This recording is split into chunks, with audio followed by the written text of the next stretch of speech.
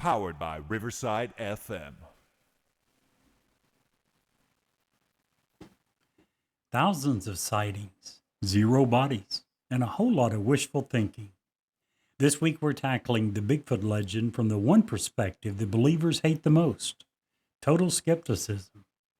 We'll be breaking down how hoaxes, paradiglia, and a massive dose of confirmation bias keep this 9-foot tall ape alive in our culture. If you're ready to trade the blurry photos for some undeniable logic, hit subscribe. The new episode drops tonight on Newsworthy. 2 words and 2 question marks.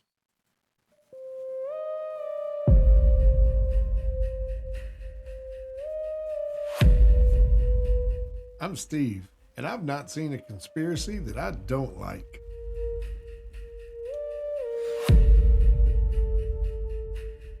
I'm Jerry, the analytical skeptic of the group that says, show me the proof.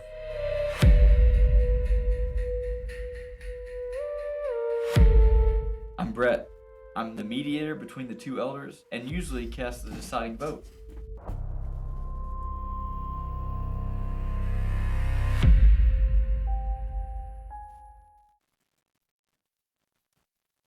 We weren't just looking for a house. We wanted our forever home. That's when we called Ed Locke at USA Mortgage. He helped us see the bigger picture. Ed showed us how the right loan could fit our family's future, not just today's needs. And he made sure every detail was clear, so we felt confident planting roots. Hi, I'm Ed Locke with USA Mortgage. Let's find the loan that makes your forever home possible. Call me today at 502-680-0953.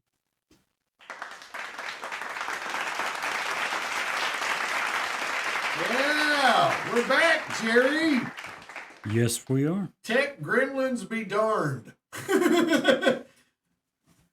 Yeah.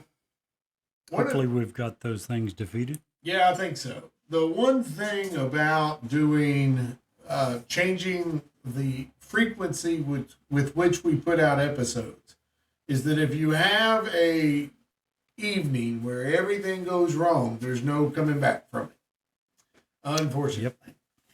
Yep. Speaking of an evening that goes wrong, how about we talk about an evening that went right? There you go. This last Monday here locally in Lawrenceburg, Kentucky, we had an evening with Bigfoot. And it was a fantastic evening, I think. We had Bigfoot in the house. Jeff Walridge from Sons of Anarchy Sons of Appalachia was in the house and did a great keynote speakership. We had not vendors, but we had sponsors. Ed Locke sponsored from USA Mortgage. Anderson County Tourism donated Blue Million gifts to give away. They did. The Anderson County Senior Citizen Center graciously allowed us to use their space, and Couldn't have done it without either of those two. right. And there was the Dayton High School Paranormal Club came all the way from Newport, Kentucky to Anderson County to be a part of it as well. It was really great. We absolutely loved having them. We heard from the teacher later that apparently they loved coming and they loved the show. Yeah. So that was a fantastic. It's great to see young kids expressing interest and in something like this. Not only that, this paranormal club actually has helped them academically, if I'm not mistaken. It Yes. helped them to improve their reading levels. You know, schools unfortunately are tested all the time and probably too much nowadays. But they know from the test results that after they can look at their reading level and comprehension levels prior to these kids being in the club, and then a year after being in the club, 2 years after being in the club, and it has dramatically increased their reading ability. So that was great to hear in and of itself. You get somebody excited about something, Absolutely. it's all of a sudden not work to do it. Absolutely. And kudos to the teacher and the staff that Cares enough. cared enough do to all make it. And then when the school pushed against hey, it's a paranormal. We're not really sure we want to be associated with that. To have the cojones to push back and say, but look, what you're doing hasn't worked. What we're doing is working. And not Here's only the that, proof. yes, And that's absolutely. big. It's huge. Not only that, for those people who say teachers don't care, we had, how many was it? 4 teachers that I think there accompanied was these 3. students? I think there was Three three teachers. Excuse me. What time did they leave here? 9:30, 9 o'clock. And at least 2.5 hour trip back. They're going to get home at 11:30 at night. Yep. After a full day that normally would have ended at 4 o'clock. And guess how much they got paid in overtime? 0. Yep. Not 1 penny. They do this because they care about the kids. They were out almost until midnight. Yeah. Yeah. So kudos to the club. Absolute huge kudos to the teachers as well for all the reasons you said and putting in the time and effort too. Also, not that she's ever going to hear this, but I have to say it. When we came up with this idea, I needed a creative source to help. And I got my mother involved. She's a retired lady. She sits, she's pretty, how would you describe mine? She's a loner. Okay. And when I said, hey, I need your help with this, she was all in. And not only did she make some awesome center things for the tables, she came down, she manned the door, she manned the kitchen, she did a lot. Fantastic job, yeah. I couldn't have done it without her because we had some hands that weren't able to be there because of unfortunate events. So her stepping up, I can't thank all these other people and not thank my own mom because she really went above and beyond. So that you did. Not that she even listens to her podcast, but hey, if you see my mom, you know her. Tell her thanks for making it a great experience. Absolutely. On with the show. Now, 2 weeks ago, we were going to cover this prior to the Red River Gorge Bigfoot Festival. All right. And we had technical issues, didn't have time because we were preparing to go to the festival. And let's talk a little bit about that. It was the second year of the festival. It grew. They got bigger. Had a lot more food trucks. I think overall it was as big a success. Would you agree? I didn't hear what the attendance was. It did, to me personally, it was very busy. It was I love this show. I think I told you on the way back, if we had a list, because we were discussing if we had to drop an event, what would it be? And I said, this would be the last one on my list to drop. Right. I absolutely love the Red River Gorge Bigfoot Festival. So I preface my statement with that. Yeah. I don't think it was hardly as busy as last year. I don't know if it was that or if we were just in a different spot and we didn't have a bunch of the same traffic back and forth. And it could have been that, honestly. Could have been. Even so, no matter what, it was still extremely good traffic, pretty consistent throughout the day until very late in the day.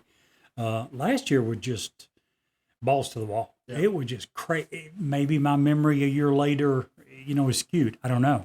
But both years, it was absolutely fantastic, especially when you consider that last year was the first, this year the second. I thought they did a fantastic job of putting it on and can only wait with bated breath to see what it is in the future because they've done a fantastic job with it. I'm with you. I thought it was wonderful. Our needs changed. If you're wondering why we got moved around, our needs changed and we realized that we didn't need electricity to be able to do what we were doing. So we stopped paying for that. We stopped paying for it, and that allowed somebody else who did need it to get in there and us move out a little bit. And I think that may have been because when, Jerry and I like to take a little break, so we'd walk through the whole festival to meet everyone else. And when I was in our old spot, it felt very much like it did last year. That's just my, thought process. Right. But it was great traffic both years. Yeah, no two ways about it. Absolutely agree. And by the way, one thing they did, and phenomenal job of this year, and if they did last year at all, it was to a very small, limited degree, was this year they had a ton of activities for the kids. Oh, yeah. Powell County had brought in the library, who had different activities set up for the kids to do. They had several bounce houses. They had a ton, and all of this, by the way, is free. Everything that I mentioned is free, not one dime. So if you're anywhere in that vicinity next year and you're looking for a fun afternoon, morning, something to do with the family, and you've got kids under the age of 15, they're going to absolutely love it. Yeah, good reason to come out. I just felt like it was a really fun time. We've had a busy couple of weeks, to put it mildly. We've had a busy couple of weeks. We don't want to do that. That's what I get for trying to do more than once. I am not multi-talented, Jerry, and that's terrible, isn't it? What I'm doing, in case anyone was wanting to know, is I am absolutely, we met a ton of great people at the festival, and I was wanting to give some shout outs to some of those. Unfortunately, I will have to wait till next week because I don't have them handy, unfortunately. I was hoping to be able to find them and give them shout outs this week. I'm not going to be able to. We'll have to do it next week. Sorry about that. Tonight's episode, let's get into it because it's a good episode. As you said in the teaser, tonight's episode may rub some feathers the wrong way, but if it does, then you're looking at this whole thing the wrong way. I would agree. If you are a true believer, this doesn't affect you because this should help you prove your point. It strengthens the case. It strengthens the case. If you're not willing to listen to the skeptics and be able to come from a position to debate and work with the skeptics on any issue, how are you ever going to get to the bottom of the issue? Because you got to hear both sides. And tonight we're going to dive into how and why and all of the different things as far as why skeptics believe the way they do. The logic behind it. Jerry's just like, I can't wait, because we all know Jerry is the house skeptic in this whole organization. So this is all about Jerry tonight, isn't it, Jerry? No. We kind of thought that to begin with, and I think the more you looked into it, the more you realized not only is it okay for there to be skeptics, that they actually do what you just said. They strengthen the case by getting rid of the chaff, the hoaxes and some of the crazy stuff. I don't want to get too far ahead, but yeah, I think you ended up thinking this is a good thing. Yeah, absolutely. Absolutely. So, you ready to get into it? I am. All right. Let's do it. So there's been something I have learned in doing this show, and that is that Bigfoot doesn't survive on belief alone. He survives in the space between belief and doubt. That tension is where the mystery actually breathes.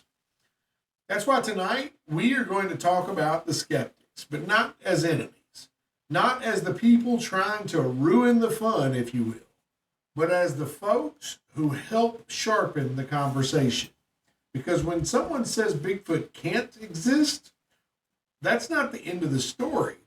That is actually the beginning of an even better question.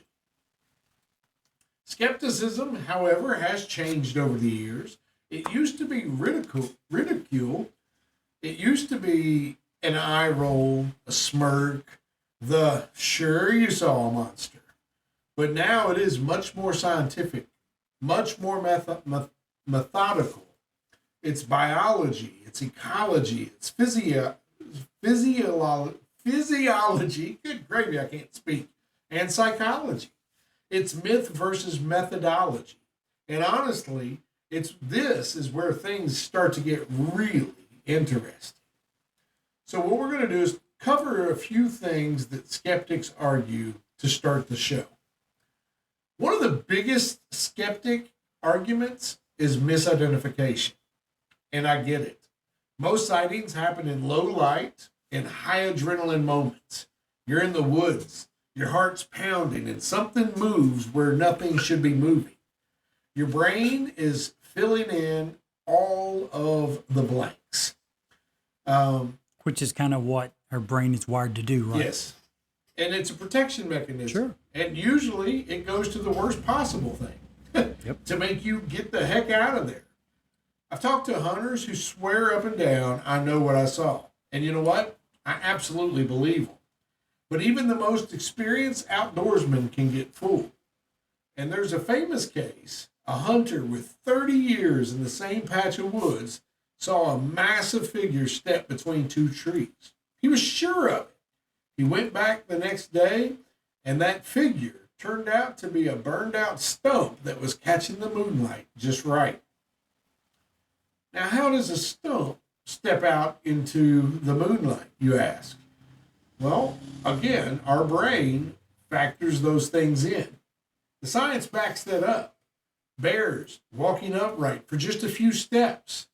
Moose at a distance. And we covered this before, but a full adult bull moose is probably huge. 6 to 8 foot wide at his widest antler points. That's huge. It is. And if you catch just a glimpse of that, it's eyeball height. It's taller than you. It can be 10 feet tall. Yep.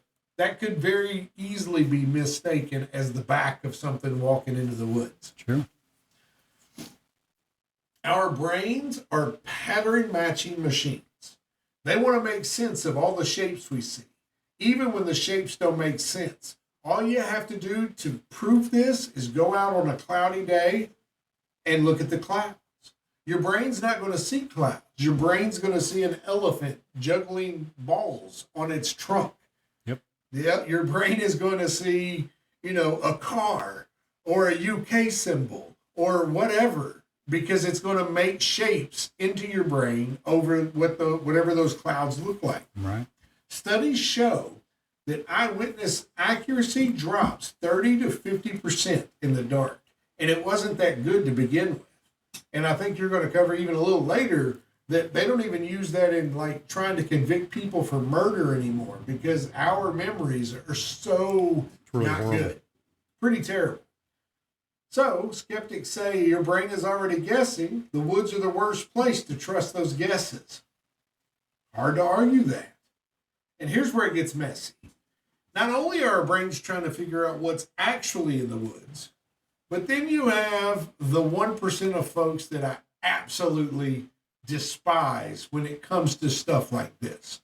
Be it ghost hunters, looking at you, Zach Baggins, aliens, all of it.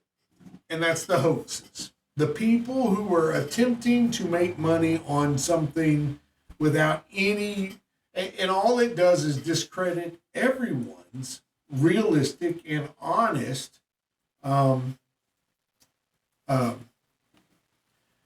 what's the word? The true stories. Yeah. They're hurting the actual Terry, case. you and I have talked to, at this point, I would think in the thousands of people, or very close. And when we go to these festivals, I don't think, other than maybe less than a handful of people that we've talked to, have truly just made something up to have something to say. We've had a couple. And you can pick those out pretty quickly. Yep. But the vast majority believe what they saw. And if you're hoaxing to be hoaxing, you are doing a disservice to the people who believe and are trying to get to the bottom of it. And we've got history there. Footprints that have been carved out of wood that we've seen, gorilla suits, stage videos. AI is another one now that's becoming a huge thing. It's all part of the Bigfoot story, whether we like it or we don't. First of all, if you want to hoax something, in Kentucky in particular, it's the one state I can talk about, do not get in a gorilla suit and go in the woods. There is a very distinct possibility you will not come out on 2 feet. And that's not a threat. I'm just saying there's a lot of people hearing guns and with guns, and if they seen something like that, that they're going to take a shot or two. Just saying. Not the smartest way to hoax, especially when on this particular So why do people who don't know each other describe the same gait, same smell, same impossible silence, though.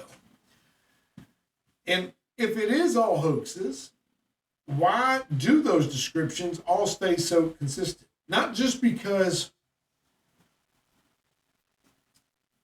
it happens, everyone in Kentucky has the same story, but it's everyone in the United States. It's everyone across the world. We talked about it before. Every civilization that has writing has a Bigfoot story.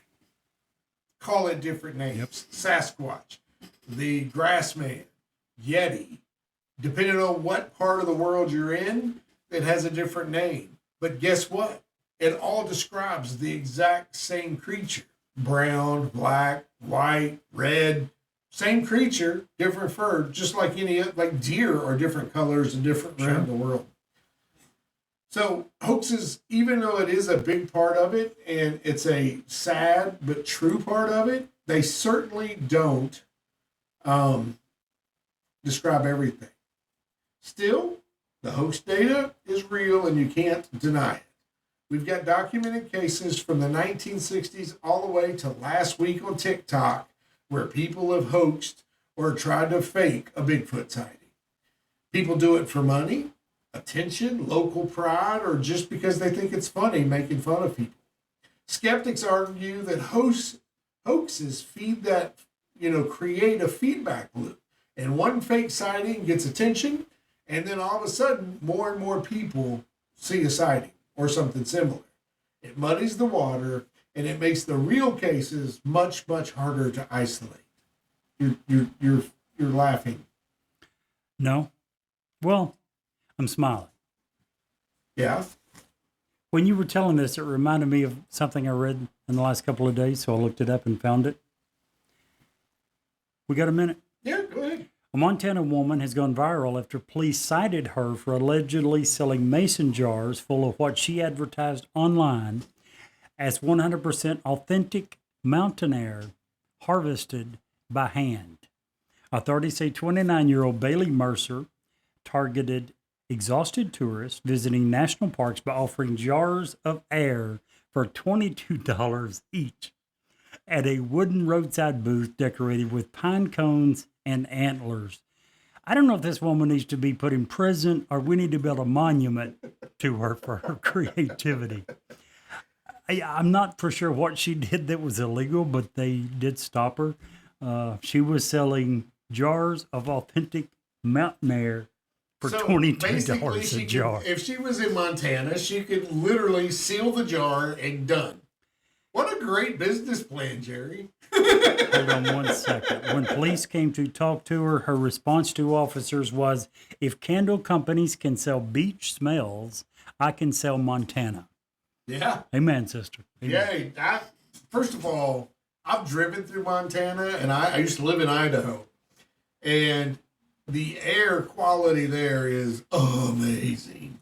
So, I forgot to mention, she also was selling limited edition snowstorm air jars for an additional $9. Nice. Yes. I love it. Hoax. This woman she was doing a hoax, but not even trying to act like it wasn't. She labeled it mountain air. Just think about it. She's doing one better than snake oil.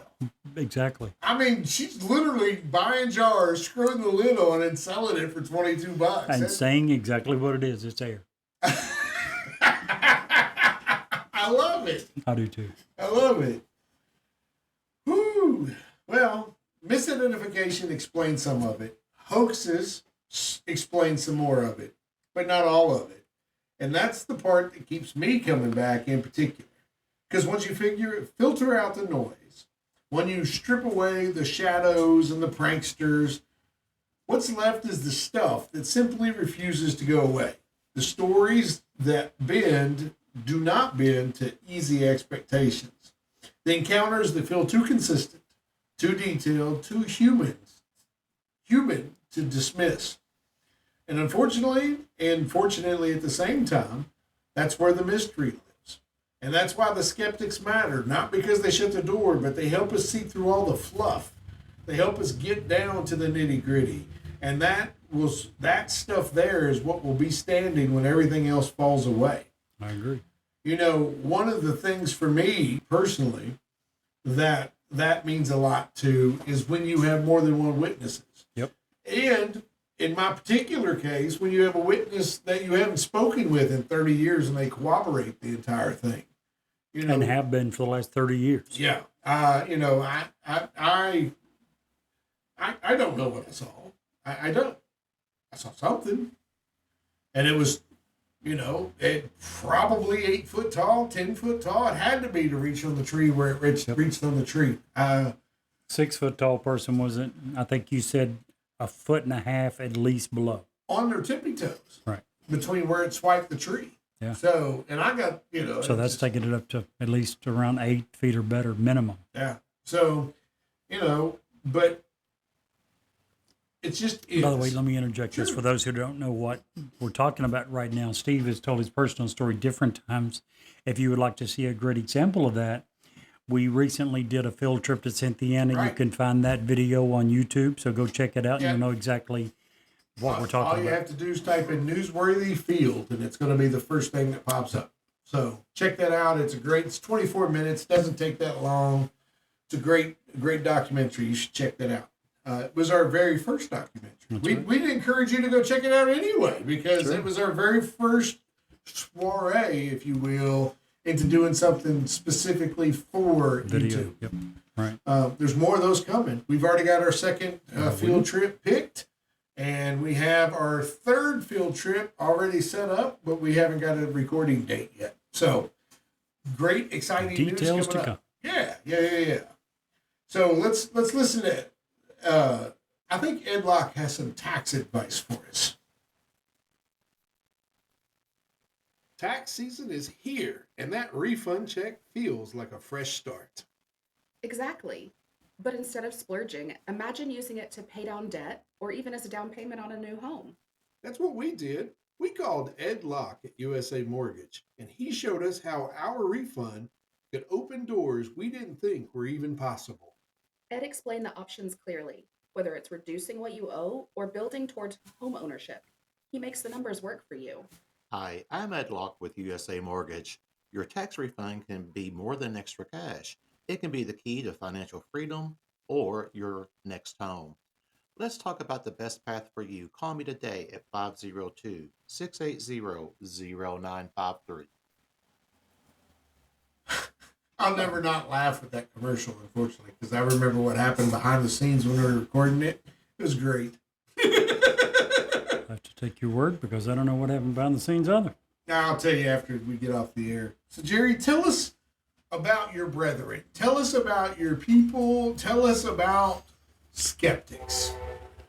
Okay, well, I thought we talked about you enough, but fine, I'll talk about you some more. No, seriously, you gave two of the biggest reasons that Bigfoot skeptics say is the reason for not believing in Bigfoot or cryptids in general. You covered misidentification and hoaxes, and there are two of the bigger. But that certainly isn't the end of the list, and there are many others. One of which is folklore, which leads to expectations in the geography of sightings. We know that expectation shapes perception, right? When people expect something to exist, they're more likely, as you were saying, when our brain is trying to make sense of shadows or movement or something that we don't know and understand, it will go to what our brain believes in. Our brain thinks maybe should exist in this area at this time. Also, legend-driven hotspots. You talked about this as well. Sightings cluster. When people hear other people talking about seeing something like this in an area, it's far more likely for the reports to continue in that area. I was going to ask, when Jeff's talk on Monday, he mentioned patterns. Sure. And I wonder if this isn't twofold, that it's a clustering effect, but I'm sure. more to the point that, okay, Jerry was willing to say what he saw. Maybe that gives me the confidence and the courage to also say what I saw. They feed themselves. Yeah. And what Jeff was saying as far as patterns was he was looking into it a little bit further, trying to say, if you were to chart these, are there certain areas, not just Anderson County, Kentucky, but what general area are they at? Are there certain times? And that could be time of day, that could be day of the month, that could be days of the year, certain seasons. So he's just trying to figure out what are the patterns, and then once he begins to see a pattern, trying to understand it. He gave a couple of examples of cases where, and this took years of data research to figure out that it happens on the 2nd of May, and then find out that 119 years ago on the 2nd of May, someone was brutally murdered in this area. Right. Things like that. So yeah, I'm sure you're absolutely right. One of the other things that he mentioned, as far as Bigfoot specifically, was that they will use power line cutouts as a freeway system because it's easy travel most of the time because those are maintained. Easy travel, easy way to keep your sense of direction and all that. Absolutely. So, plus, in many cases, remote. I just know that when we do events, that people talk to us at the events because it's a safe space. Absolutely. And, you know, I think when people start making reports, it gives people courage to be able to make reports. Absolutely. Who may not. No one wants to be the first person in this area that they're afraid everyone will look at them as that crazy person. Right. And I think that Monday was a good example. When we did a community round robin for everyone, and I started that so that people would know that this is an okay place to be vulnerable, and we had a couple of folks that probably wouldn't have. We know in one case. Yeah, that did because other people were also sharing. Yeah, So. we had the one couple at the table next to us that originally, as soon as we mentioned it, the wife looked at the husband and raised her eyebrows, and he was like, no. Yeah. Violently shaking his head no. And I went to them, I was like, look, obviously you got a story. We're not going to force you, but if you'd like to share it, we'd love to hear it. And he initially said, well, his wife could share it. And later on, he had heard enough that he felt comfortable and safe enough, as you said, that he shared his story. And it was an interesting story from a believable guy, ex-military guy that had a great story. So you're right. I didn't mean to interrupt. No, it was great. But yeah, legend-driven hotspots. We know that, as we said, sightings tend to cluster. Again, just some facts. According to BFRO, the Bigfoot Field Researchers Organization, the most credible sightings by state, I don't think it's going to surprise most people, the most popular states are the Pacific Northwest. I think everyone who knows much about this at all knows that that's the hotspot. Washington, Oregon, California. Washington, as far as credible sightings by state, leads far and away. They have 708. California is second, 461. Florida is 338. To put that in perspective, Kentucky comes in at number 14th. We are 115th, by the way. The closest one that we have that has a ton of sightings would be Ohio. Ohio is first, second, third, fourth on the list with 318. Yeah. By the way, for those that might potentially be interested, if you're trying to escape and get away from the big hairy guy, Delaware and Rhode Island have the least number of credible sightings with 5 each. So maybe you need to move to Delaware. Well, they only have room for 4 people. There you go. Could be part of it, right? You can put an arm on one side of Delaware and an arm on the other side, and you can reach both sides. Which somewhere along the line, when you look at California, that could be why they're so high. They're a pretty large state. Now, Texas is not on Here's the thing with all of those western, northwestern states. Most of the population is very consolidated. In the cities, sure. In the cities. And there are an absolute blue million of acreages that may have never had a human foot just stepped on. Even in California, believe it or not. California. Northern California is very much the same as Oregon and Washington. And without Googling a map and just scrolling out and seeing, you wouldn't be able to tell Northern California from Western Canada, to be blunt. Absolutely. I mean, it's New York, same way. Yeah. New York, get outside of New York City and Buffalo and Albany and a few large cities, and it's the exact same deal. It's all green. It's all green. Yeah. It absolutely is. Sorry, I didn't mean to. No. You're absolutely fine. Indigenous forest guardian traditions play a factor as well. Many cultures, as you were talking about, have long-standing tales of large human-like forests being centuries before the term Bigfoot was ever even first used. Social reinforcement. Again, when sightings are reported, we know that many more sightings are likely to follow because people feel permitted and safe to share those stories. Not saying that they're hoaxes, it's saying that it becomes, like we were saying Monday night, it becomes us more safer to share those stories. Right. Paradiglia, the psychological tendency to perceive meaningful images, shapes, or patterns in random or ambiguous stimuli. It's a natural quirk of human perception, often explaining why people, as you were saying, see faces, animals, whatever, in clouds. They can even see it in tree bark or even in household objects as well. So all of you people that are seeing Jesus in toast, we're looking at you. Yeah. The first one, maybe, but after that, you talk about the hoaxes. I mean, some of that stuff was selling for thousands of old toast on eBay, hundreds, thousands of dollars for a Don't piece you wish of that toast. would have been great if you'd have came up with Oh, I'm that telling first? you what. Absolutely. Then there's the nobody, no bones argument. This one is a is big not, it is, it really is, because the first one is more mental, right? The folklore and, well, when people start believing. This one is pretty scientific. It basically says we have no confirmed bones, bodies, scat, hair, or even DNA. No carcasses despite decades of searching. Now, there's many that are unknown. There's many suspected. We have no confirmed bodies, bones, scat, hair, no concrete proven DNA samples ever. Now, to put that into perspective, scientists say that dinosaurs went extinct roughly 66 million years ago. Yet we found over 11,000 individual dinosaur fossils. Once again, Bigfoot, 0. Dinosaurs, 11,000, even though they went extinct 66 million years ago. So the nobody, no bones argument becomes quite large. Now, there's potential reasons for that. Steve has one that he has gotten more fond of. We will save that for a future episode. But that's one that goes away from the psychological, mental aspect into, guys, there should by now. Why isn't there at least some concrete proof? It goes along with the thing that we've said for a long time now, with the advent of better, smaller cameras. Yep.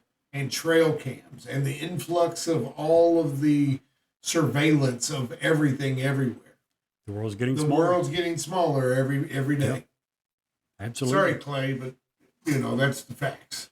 Our buddy Clay Davis hates the camera. Well, not the trail cams, but the Now, I will say one of the most credible sightings that I believe that I've ever seen is the camera that, and I think it's California, it may be Washington, but they put a camera over an eagle's nest, and you're watching the cute little baby eagles, the eagle fly in and out, and a creature is walking under that nest on the ground below it. That's pretty darn good. That's on two legs. It is a bipedal creature of some sort that is traversing through whatever woods these are.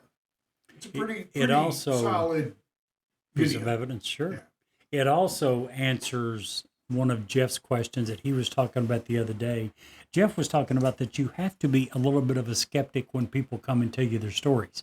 Yes. He's an ex law enforcement. Yeah. He's was trained in investigations. And he was talking about that one of the first questions he has, which I love this.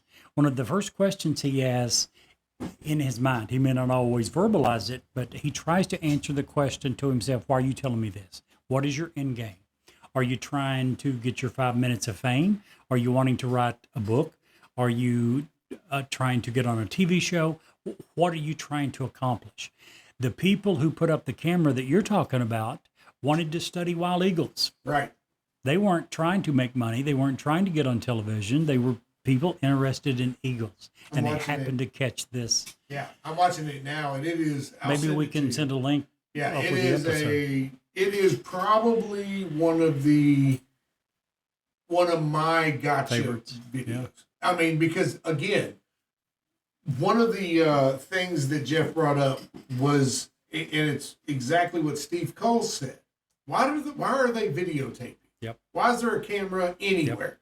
Are the second video that I really like is of, and this is in southern Canada, I'm pretty sure, or Michigan. It's right on the border. Is the video of the guy on the four-wheeler going through the water and doing that. And he's, they're following him. And then they get through. With probably a GoPro. Yeah. And the wife, he comes to a certain point and he comes up out of the water. And if you've never been four-wheeling, you probably don't understand why you think it's cool to take your entire four-wheeler underwater. It's a hoot. But he comes up out of the water and something moves across the creek, stands up and gets out of his way very rapidly. And she freaks out. So it met many of the criteria that Jeff was bringing up. Yep. Why were they recording? Well, they were recording him going through this big trench, basically. And then was there an actual reaction to the sighting? Or, and she absolutely, and it was 3 seconds and it was gone. Right. So it was like, that's probably one of my other favorite videos. Sure. Yeah, I think all of those are very good questions that need to be asked when someone is doing an investigation. Yeah, back to what we were talking about earlier. Skeptics strengthen the mystery. They don't hurt it. What they do is they help filter out the noise, if you will. You mentioned they're getting rid of some of the hoaxes, the misidentification, the low-quality claims. But what you're left with, obviously, are the higher-quality claims. They also force better methodology, better documentation, better questions being asked from the researchers, from the investigators. Now, obviously, once you eliminate the hoaxes and those claims with weak evidence, the skeptic unintentionally highlight the cases that are left, as you alluded to in the very beginning. And I've said this from the beginning. I am a skeptic. It's no secret. And folks, you can probably... You a skeptic, Jerry? I'm blown away. And you can explain away. You can excuse. You can come up with a reason for 95, 96, I don't know, 97. Maybe not, maybe 99. But folks, there's a percentage that you cannot explain. There's a percentage that we know beyond a shadow of doubt is not a hoax, is not a misidentification, because there's a lot of people that don't even say, I saw Bigfoot. They're simply saying, guys, I don't know what I saw. You explain to me. Here is video. In the case of the last case you're talking about, here's the 3-second video I saw when my husband was four-wheeling. You tell me what I saw. But obviously what you're doing is you're getting rid of those, as we said, with weak evidence.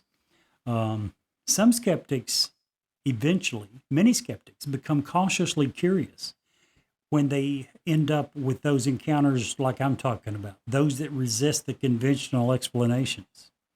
And now that's the case with me. I've said it many times. And this is the reason that I'm a skeptic. I've never had an encounter with anything cryptid until I met you and heard your story, which was many years after I'd known you before you ever told me your story. I had never personally met anyone, didn't know anyone who had a personal story. Now, in the last 3 or 4 years of doing this show and talking to people who's had encounters, I have heard, as we said, probably at this point, thousands of stories. And there's a small sliver of those that I can't explain, I can't easily dismiss. You're left with that few that I have to say, I don't know what it was. They obviously resist the easy explanation.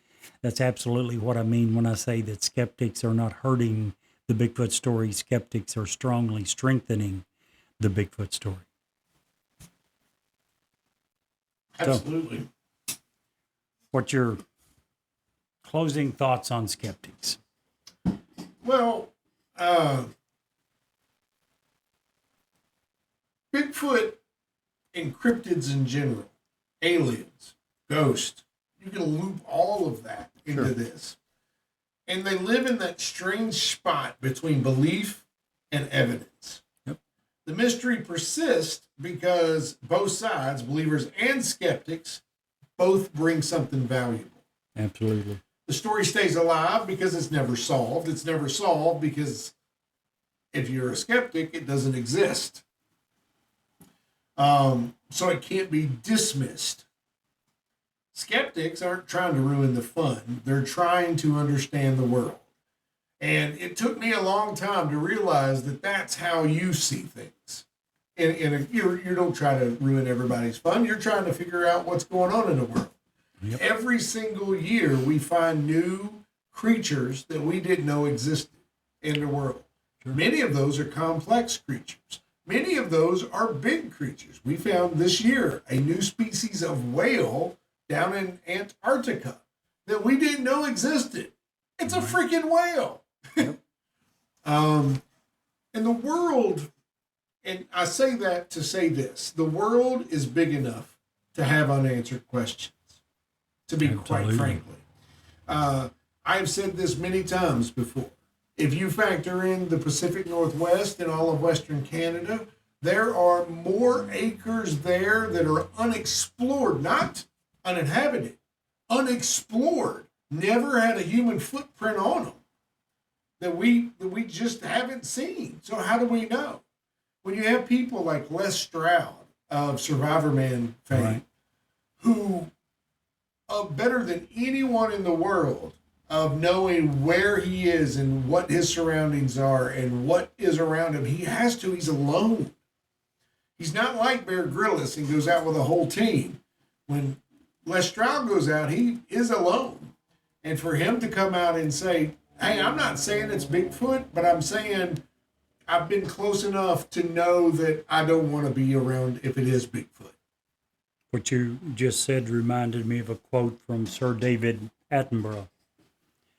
You familiar with him on BBC? I know. Probably the most famous world explorer in modern time. He's still alive. I think he just hit his 98th, maybe 100th birthday, and he was celebrated on BBC. He'd done a ton of shows. You'd recognize him when you saw him. Said almost exactly the same thing about Bigfoot and Sasquatch when he was asked. He's like, folks, no matter who you are, you cannot prove he does not exist. And far be it from me, I've traveled the world. I've heard too many stories of people that do believe he exists, and I would have to say that it's a real possibility. He wasn't saying, yes, he does, because, again, like me, he never had any experience. He was just saying, guys, there's a whole lot of people out there that claim that they've seen him and saw evidence. Yeah. I would ask you, Jerry, and I know your answer, and I would leave it to our audience to answer. Go to our website, newsworthywithstephenjerry.com, hit the contact us button and answer this question. What do you believe it's going to take to convince a true skeptic of anything? Take your pick. Incontrovertible proof, whether it's DNA. Video in this day and time is too iffy, right? AI can do its thing with so much stuff that we almost just don't trust video anymore. Right. So, used to be was like, well, sooner or later, trail cam. I don't even know if that's going to do it. Right. DNA is pretty much foolproof at this point. So, Jeff brought up a cool point in the meeting, and I don't know if you caught it, but they were like, and it's one thing that we haven't discussed here, but it's the logic and the thought process from the groups hunting Bigfoot. Do we shoot one? Do we try to kill it? And he had I did hear it. He had a very valid point. He's like, if you don't have a specimen, it can't be saved. Yeah, it almost scared me with what he was saying. Yeah, you can't put it on a protected list and say this is an endangered species until you have one that you can see and put on an endangered. He was almost saying, let's find one and kill it. Yeah. Which really worries me about what you said earlier. I'm afraid someone is going to accidentally, a human gets shot, whether they are dressed in a suit, maybe they are just a large hairy man, and they're caught in the wrong time of day and the wrong light. But you're right. That's almost what it does. That's almost what it will take to prove to everyone that Bigfoot really exists. Right. Yeah, I caught that. Yeah, I thought it was a very valid point. I agree. And if you are of a couple of things to that, though. If you are of the belief that this is a literal family, that this is a species that is growing and populating in the wild, it has to have a mating. I mean, we can get into details and weeds, but That was really boring for our listeners. But basically, there has to be a certain number for them to breed and not contaminate their own gene pool and continue to grow and continue to exist. Sure. You minus one alpha male out of that, and you could destroy an entire pod, depending on their population of that particular area. I have lots of beliefs on it. I have a changing belief on it. And we're going to get into all of those in a different show later in the year. Because I think that they all warrant. I think that will be our next Bigfoot show. I agree. All of the different ways that Bigfoot could exist. Sure. And I think that that's important. I do too. Before we move on, Yeah. what do you think it would take to prove to the vast majority that this does exist?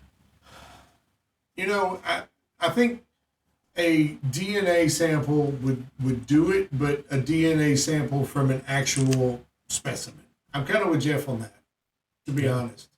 Well, I mean, is there any other type of DNA sample? Well, we have hair that has been DNA tested, and half of it comes back this, and half of it comes back this, and there's some things of that ilk out there you can dig, you can find them. They exist. That it's unconclusive. Well, there's a ton of it that's unconclusive for a lot of reasons. Yeah, You have to have a It's good not enough sample that's not contaminated. degraded, not Right. contaminated. No, I get that. I get all that. I'm just saying, but I was saying that specific way because there are specimens that exist. There's a gentleman up in Alaska, I think it is. I'm not going to mention his name. To me, it's total BS, and he hurts the real research. But he That says supposedly he's has had a some Bigfoot in samples. his freezer that's But all won't- cut to yeah. pieces. Yeah, Yes. but if that's real, have it tested. Exactly. If it's not, shut up. Yep, Go away. I agree. Put it back in your freezer and forget about it.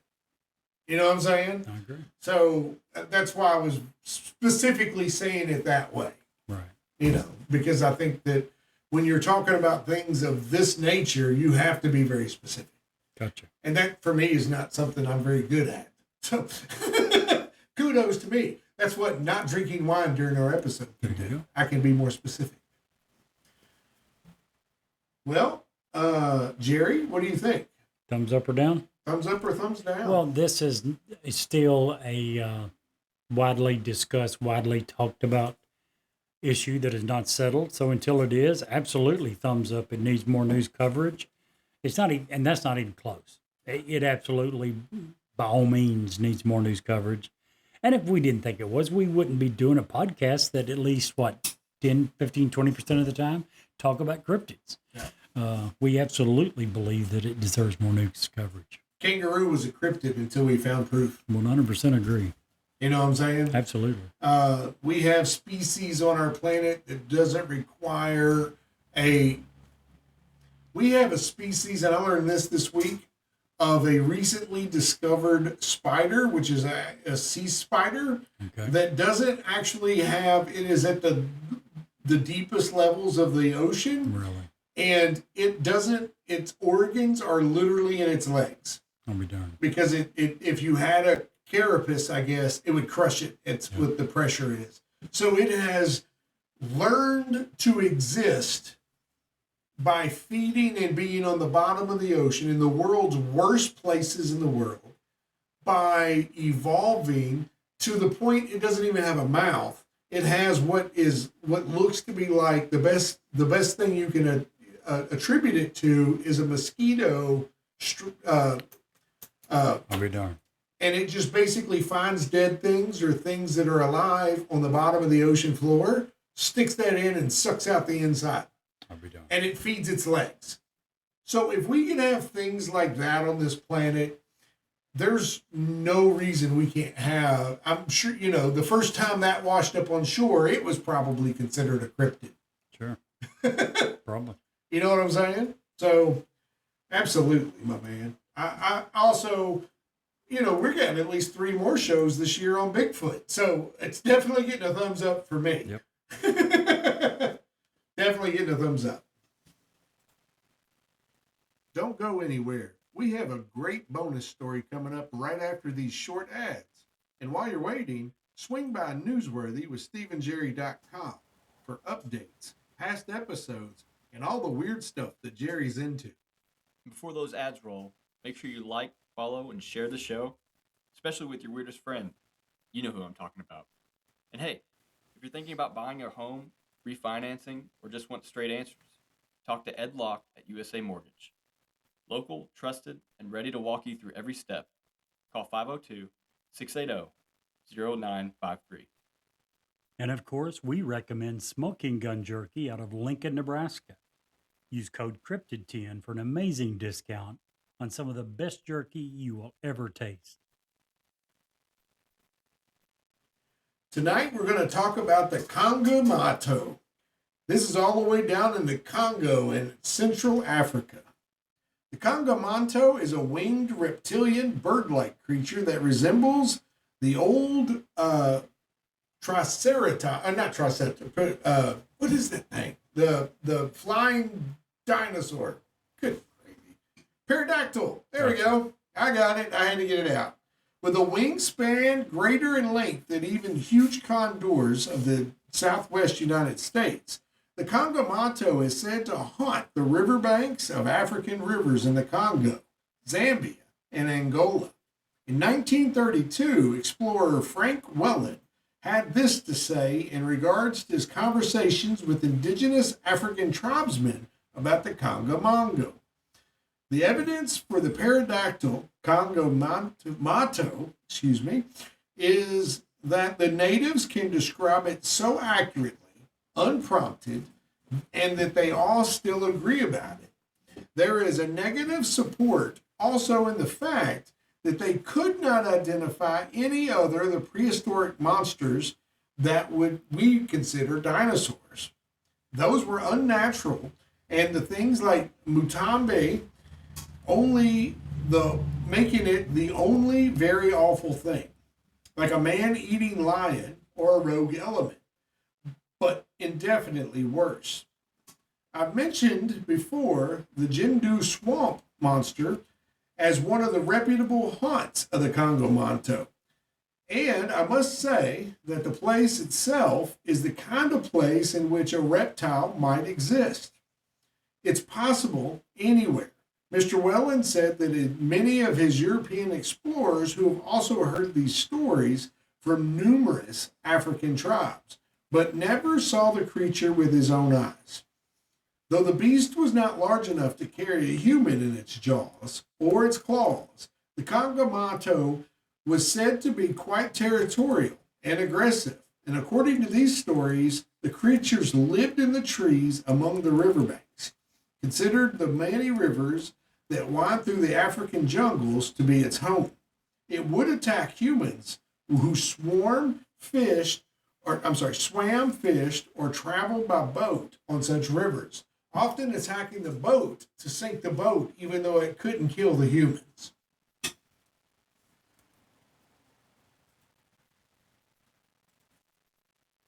Human trafficking happens in every community in the world. If you see something, say something. Call the National Human Trafficking Hotline at 1-888-373-7888. And Jerry, if you can't see the light, Be the light.